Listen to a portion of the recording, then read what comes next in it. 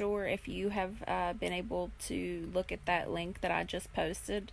I know that you've not been able to watch the video because it's like, say, 7 or 8 minutes long. But as I was posting it, I started on a huge tangent and realized that it was going to be a really long post, so I figured it would just be easier to come on here and talk to you because that's what I do, right?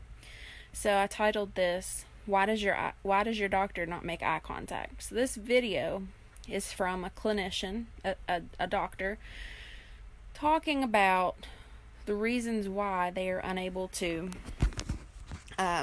make eye contact and communicate efficiently with their patients. And as much as I appreciate eye contact, and I truly do value that, whether it's in the medical setting or on the street, I've been on the other side of that computer, right? And his point was that when you are doing electronic medical records, which is mandatory now, the only way that people get out of it is if they pay fines. Okay? So it's not that they just feel like it's, I don't know what a GIF is, so sorry.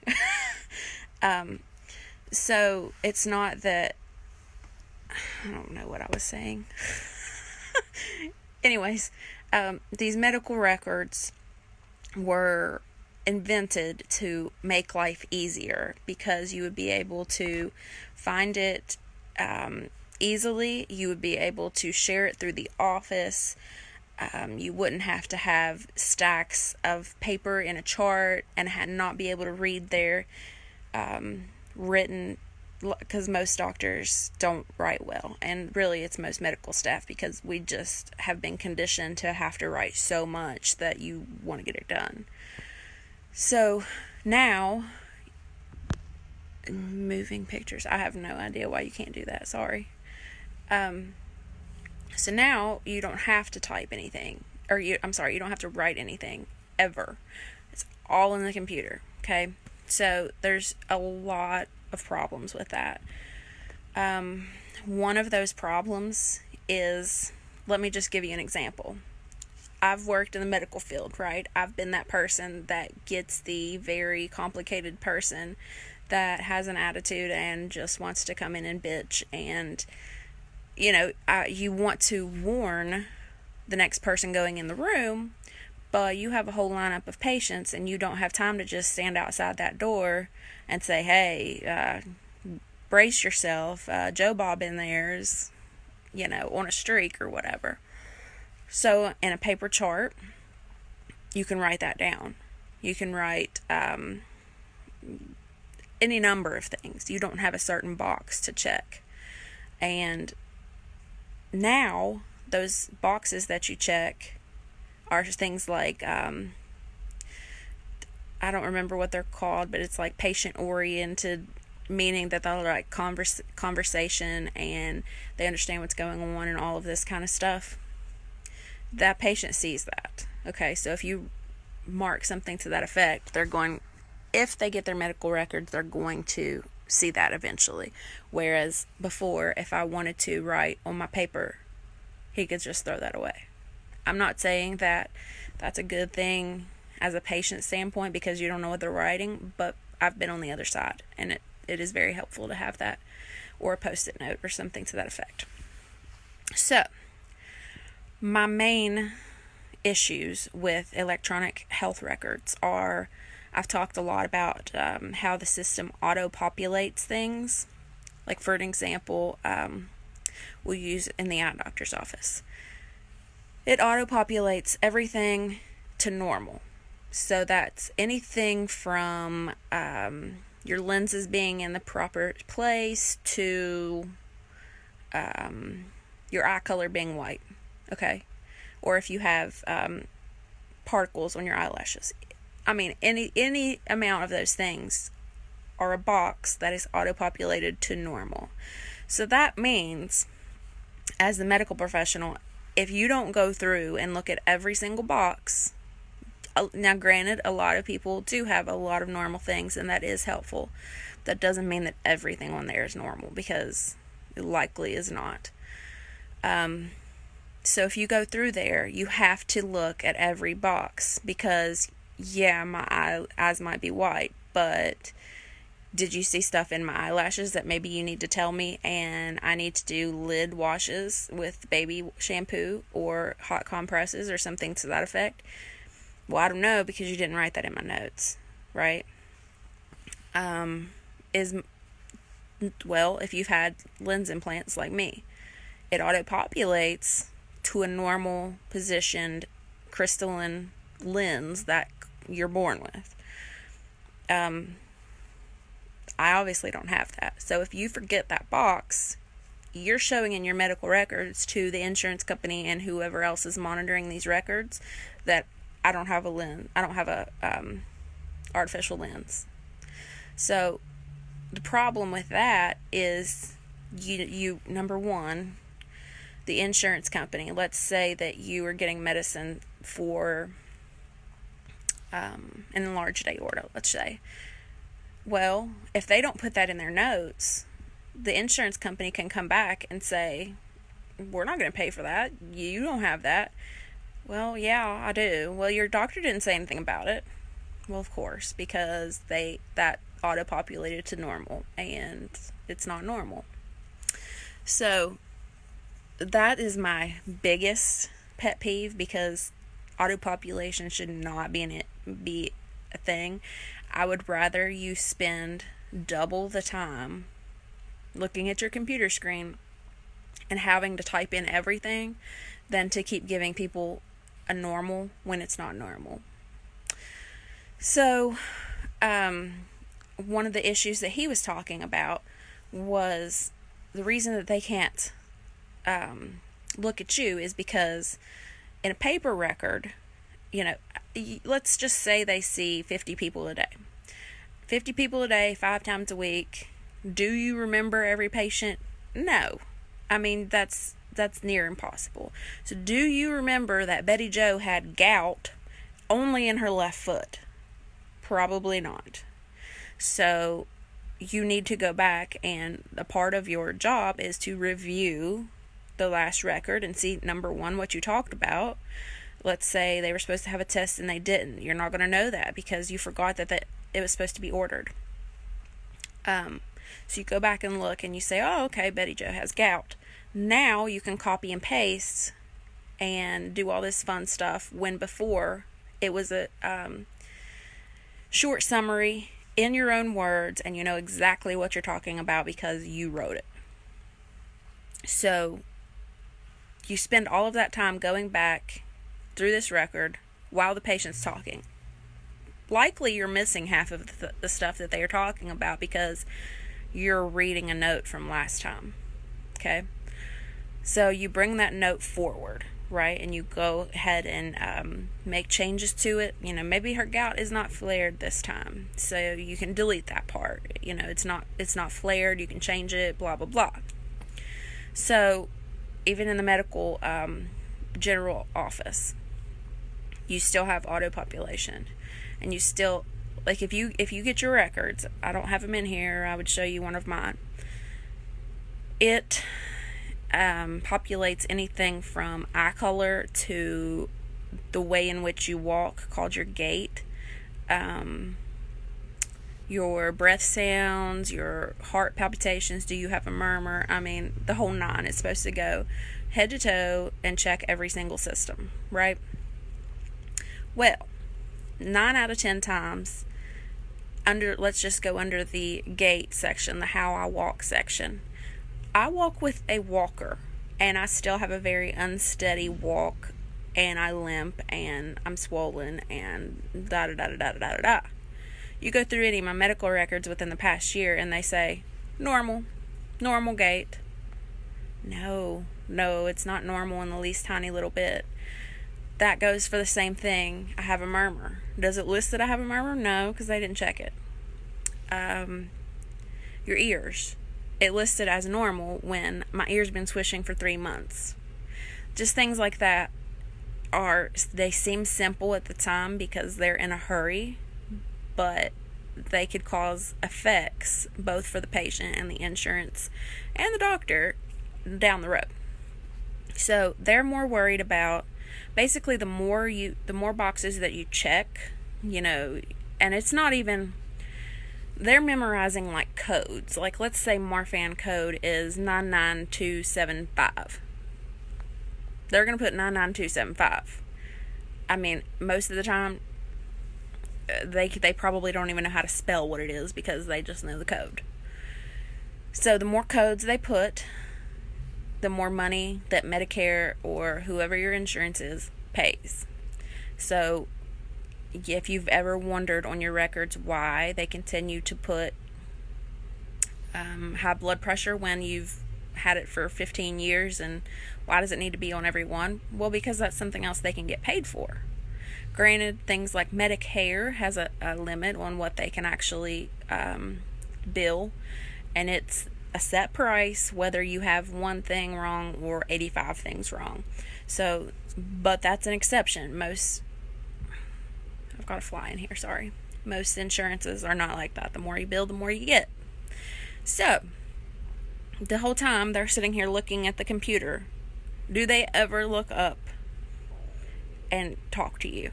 Now, I have several doctors that, I'm special, and I like to make sure that they're looking at me before I talk to them, because I want you to really understand what I'm saying, and I know that if you're looking at that, you're not hearing half of the things that I'm saying.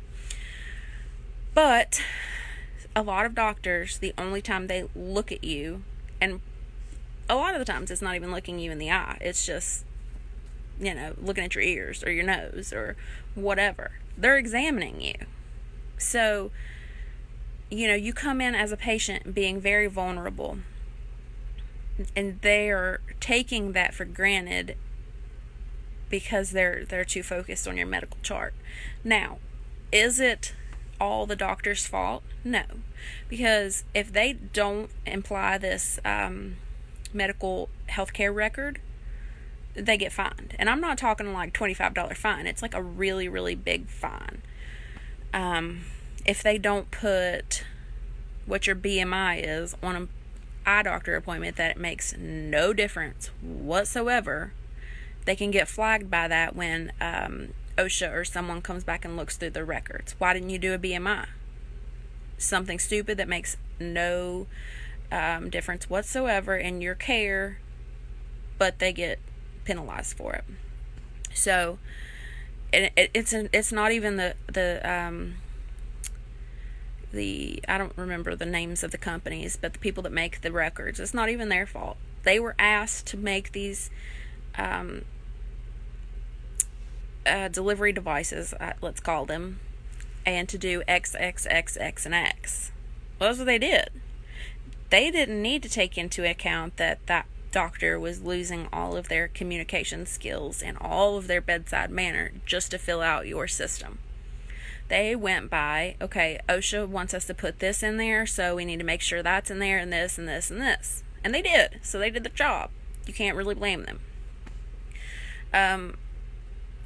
I honestly don't know who particularly is at fault for this, but in his video he talked about, we need to not comply with that. Well, you can not comply, but you get sued or you get fined. So how many doctors or medical offices in general are going to do that? Not very many. So what I can tell you, make sure, okay, just remember, number one, that doctor works for you. Okay, you are their boss, you are their income. Okay, so just because he wants to spend 5 minutes with you so that he can see triple the patients does not mean that he should be allowed to spend 5 minutes with you and see 3 times the patients. That's not true medical care. That's not true compassion or empathy or anything to that degree. Granted, let's say you're a general healthcare provider. You're going to get that person that nothing's changed. All they need is their medicine refilled. They don't have any new problems, and your visit's only going to take 5 minutes to write the medicines, right? Well, that just bought the other people more time, because people like me, I mean, probably my quickest appointment is 20 minutes to a half an hour. Do I feel bad about that? No, not at all. I went to a doctor one time that said, okay, it was a new doctor too, have a huge list of stuff that's wrong with me, and she goes, well, we can only talk about 3 things at a time. So I looked at her and I'm like, okay, so I have to have 13 appointments before we can figure out and tell you everything that's on my list here that's wrong with me? No, I never went back, because that's not okay. So as much time as you need to relay what's going on. Now, I'm not talking about, hey, this happened to my wall, because that doesn't have anything at all to do with your health care. But anything that has to do with your actual health care, per that physician, you don't want to talk about your nose at your eye doctor, right? That's not his job. Don't waste his time. At your general doctor, it's a lot different. You talk about everything you want to talk about. I walk into every appointment with a list. That means there's nothing in that 3-month period. I've written down everything that I'm concerned about, everything I have questions about, everything that I know I'm due for a test, so on and so forth. I'm very prepared, obviously. So I take in this list, and we talk about everything on this list. Now, do they like that? No, not at all. And usually they know I'm coming with a list, so they go ahead and huff and puff and get it out of the way, and that's just what it is. But you have a right to talk about everything on your list. They do have the option of saying, we might need to schedule another appointment here so that we can, listening girl, good, so that we can go over all of this stuff, because you were only scheduled for a regular established patient visit, and that only blocks me off at 15 minutes, and I want to talk about all of this other stuff, but I'm just not able to do that at the moment. Let's reschedule. Let's address this. Let's fix this. Okay, that's not a cop-out. That's something that is very true. He does have a limited time. He is scheduled per, if you're a new patient, if you're a yearly patient, if you're a checkup, if you're a follow-up, so on and so forth. And the schedule does depend on that. But if he's just in a hurry and he just wants to get rid of you, that's not okay. It is your time. You have every right to have your time. You have every right to fire your doctor. And realistically, although most people don't think about it, they have every right to fire you.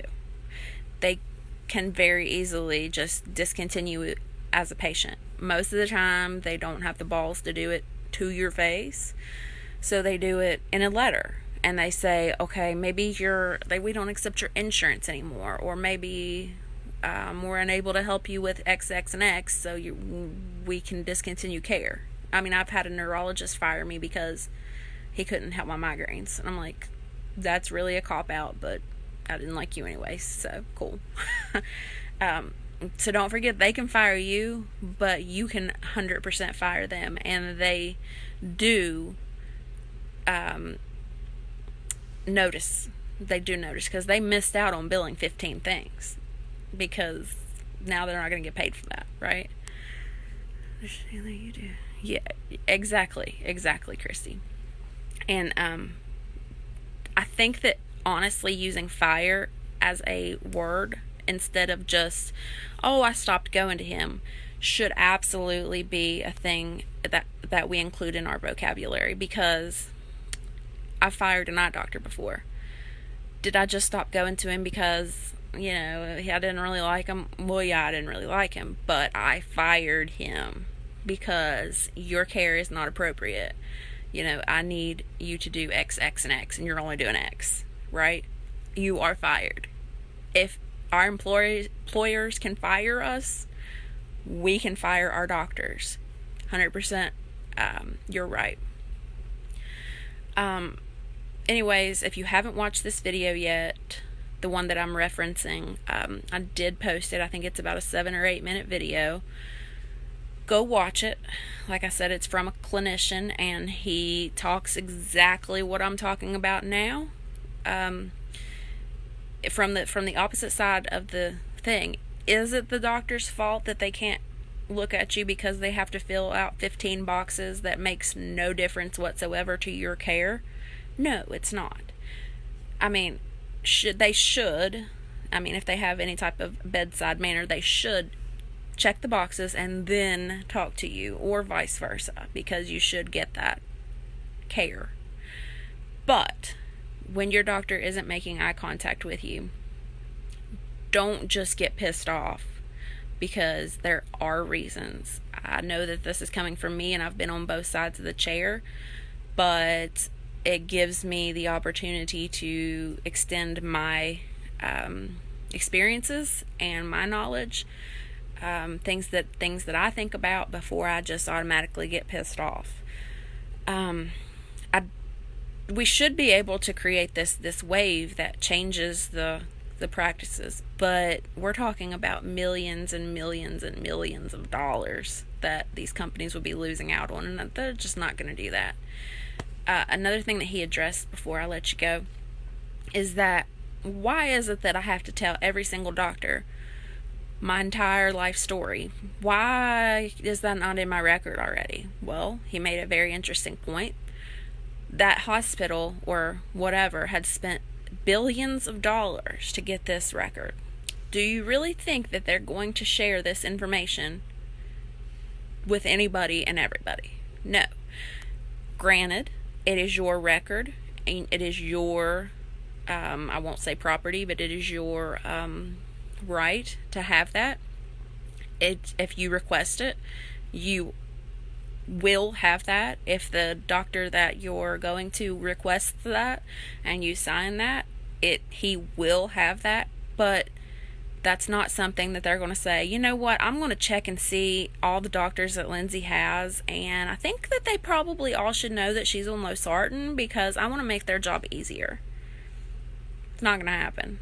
So I'm going to step off my soapbox, because I like to get on those every once in a while, and go watch the video, go call